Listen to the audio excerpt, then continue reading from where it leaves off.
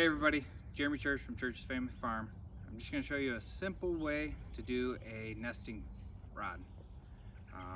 I got some 3/4 inch pipe, PVC pipe, very easy to clean. So when they get it all dirty, you can just pull it out, wash it down. All you're going to need is 2 tees. Get yourself a 10-foot piece of PVC pipe, cut off about 3 feet of it, 2.5, and that's all you need. Okay, so we're gonna put this together. It's really simple. All I'm gonna do, I'm gonna take my chicken wire, I'm gonna run it right through there. So I'm gonna get my height. I want it to be right about there.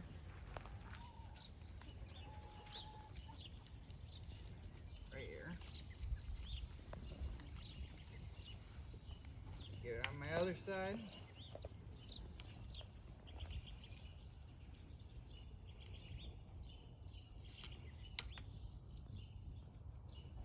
Right there.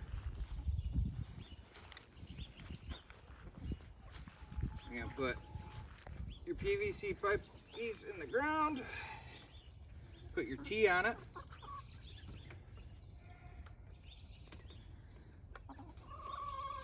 Make sure you get the right height.